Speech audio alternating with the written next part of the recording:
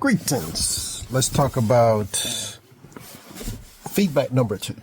Some things that I think Tesla need to work on, and they probably are. So I'm not going to say that it will never be included or is a problem now. I think it's something that they probably already working on that I would think would be a great features to add. Number 1. Potholes.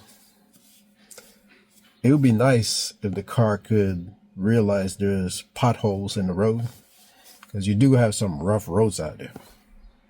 And that would be sweet if it could just notice a pothole and go around it.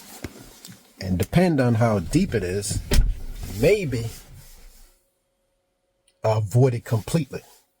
Because some holes, you can slowly go into and come back out without any major damage, as long as you go through it slowly. No busted tires or no dented rims. But then there are some that you just definitely don't want to even put your tires in there for no reason. Try to go around it somehow. That will be a cool feature. Because right now the car is just reading the road. It sees the road. I get it. It sees cars, it sees people, it says trash can, cones, all that stuff. But potholes will be a great thing. Now, I haven't encountered any speed bumps yet, so I can't speak on that one.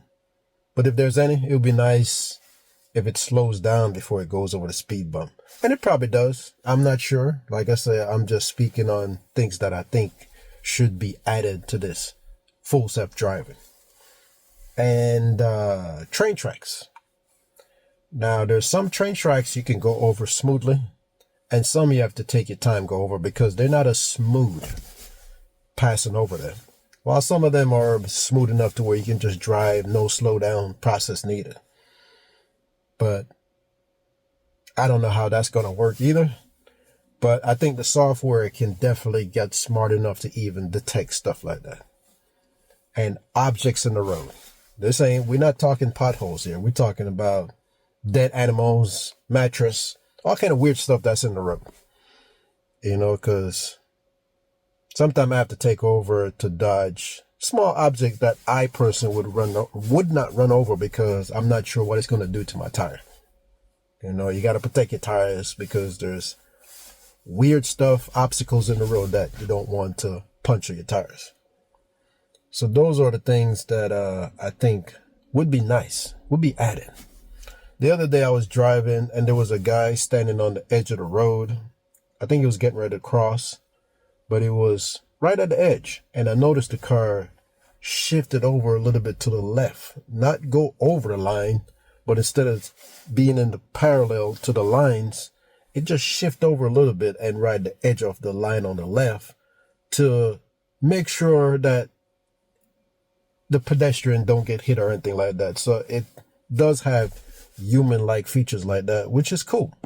I was very impressed to see it does that.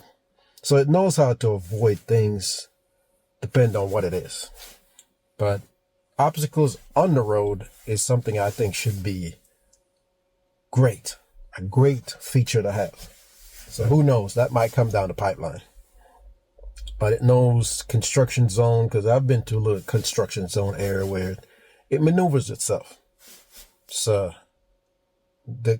it's great that it just knows these things. It's not going by something that pre-programmed. You know what I mean? Following a certain path. It kind of detect how to maneuver itself around. Parking lots is going to be another thing too. I mean, all the parking lots that I've been into, it seems to have a little issue navigating, but I think that's something that will definitely mature in time because parking lots are a different beast. I mean, you have to pay attention yourself as a driver because some people don't pay attention when they're pulling out. You got the people walking in the middle of the road when they should be walking towards the edge. And then people that don't park right. It's just, parking lots are like I don't know. You've experienced it yourself when you're dealing with parking lots. But I think in maturity, it will get better in that aspect to learn how to navigate those kind of things. Now, one little thing I noticed that maybe it might need a little improvement on is stop sign. And yes, I have to give it credit before I even say anything that it's doing the right thing based on learning how to drive. But it would be nice if it not stopped twice at stop sign, because the sign is a little further back than the edge of the road. That's how they're designed. You know, so intersection, crossroads, whatever. So the signs are a little bit further back from the edge where you start looking out to make that turn. Now, most of us know that there's a stop sign, but we don't stop at the sign. We stop beyond the sign, but not all the way over where we're in the road that's crossing across our intersection. So I noticed the car stops at the sign first, then it edges up to the edge of the road, and then it stops again and start looking. So it's doing like a double stop. And like I said, I know that's what it's supposed to do, and that's what we're supposed to do, but that's not what we do. So I don't know how they're going to solve that double stop procedure that the car does.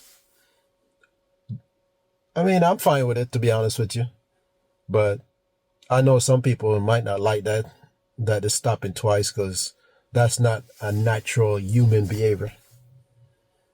And the other thing I encountered was when I stopped at a flashing red.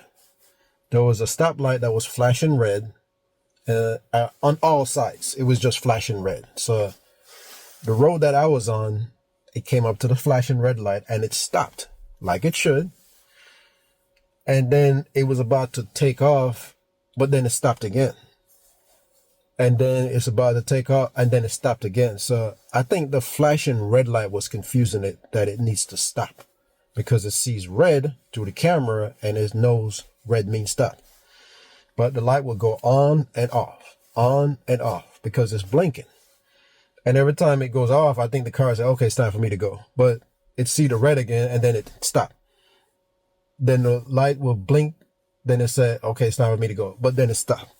So it wasn't a light that goes from red to green, green, yellow, red. Is one of those blinking lights. And the vehicle was definitely having a hard time trying to navigate that. But hey, what can I say? These are the things that it has to learn. You know, so in that instance, I took over and pushed the pedal and got it through the light, reactivate the full self-driving, and it did what it needs to do past that point.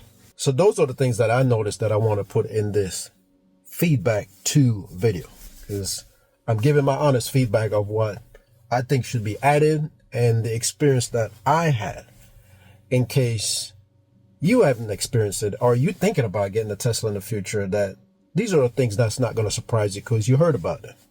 You know, so I'm coming from a different angle. You know, I'm not trying to criticize the software or anything like that, because I mean, this thing is learning. I can't expect it to just do things that I've learned to do in my years of driving. I've been driving since I was 16, so I had to learn these things as I go along. And that's what I got to look at from that angle when I'm looking at this whole thing and understanding how it works.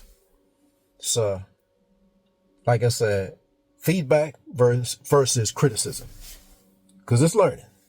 It's learning. You know, you got to give it time. Got to give it time to experience these things. And since it's visual learning, that's how we learn. So in time, you know, if it keeps feeding this into its data bank, then it's going to improve over time. I just can't see it's getting any worse. I mean, from my experience versus watching people who had the software before in older versions and saying that, oh, it's not doing this and it's not doing that and it's making a lot of mistakes. That's part of learning, you know, and that's why we are behind the wheel to take over. You know, in driver's ed, the teacher had a pedal to slam on the brake in case the student don't slam on the brake. So that's the thing. That's the thing. It's a learning process. It's one big learning process. But we got to give the software time to mature itself. You know, keep feedback. Keep its feedback. Keep feeding it. Keep feeding it. Keep feeding it. You know, the more we drive, the more it learns. The more we go around streets and stuff like that, like I said, the more it learns. It will keep on learning. As long as we just give our feedback, and then, you know, you push the recording when you disengage, send that information to Tesla, which will help, you know, the process of it getting better. So that was my feedback I want to give in this video about things that I would like to see improve, which I think will improve over time. No rush. Give the software time to learn. But I would love to see those key features that I highlighted in the beginning. And pulling into the garage itself. Drive up the driveway and pull into the garage, park itself.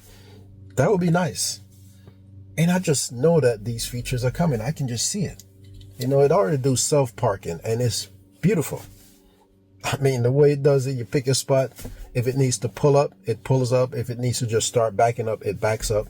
Parallel parking and perpendicular parking. So if it has the ability to do that, the time for it to pull into the driveway and pull into the garage of your home is coming soon. It's coming. Because it's learning. And it's going to keep on learning. So I can't wait to see those days. You know, I just hate that end of this month, my free trial is over. And this thing is $12,000, you know, but they do have the subscription version of it. So if I want that, I can have it. And I wish the package, just to get the software itself, bite right out, was a less cost. But hey, there's a lot of working going into this. You know what I mean? As a person who does programming, it takes time to write codes and to get the machine to do what you would like it to do, because that's what programmers do. You know, the machine doesn't know anything. The guys who are behind that, coding it, telling it what to do and how to do this full self-driving software package is some deep code and stuff. And this is a lot of work. And to see what it can do is very amazing. So I understand. You know, between the hardware and the software to make this whole thing work, I understand. You got to put a price on that, a value on that. And that's what it costs. That's what it costs. And I get it. I'm impressed. So even after my free trial ends, as the software mature, I probably just subscribe to it for a month to see the major changes, because I know it's going to be major changes from one version to the next. And I would like to at least try to see the improvements that they have added to it over its lifetime in the future. So I can see myself subscribing to it when needed. I'm enjoying it now. Like I said, Tesla loaned it to me for 30 days. And I'm enjoying it more and more. Even to places that I know where I'm going, I just test it to see what it will do. And it's just mind-blowing. Like I said, that's my second feedback on this. I just wanted to put that in there and let you know my experience and what I would like to see and things that I've experienced personally. I have more videos coming, not just on the full self-driving, but on my Tesla itself. Some stuff that I've done to it and some things that I've experienced owning this electric vehicle. All right. So have a good one, and I'll see you next time.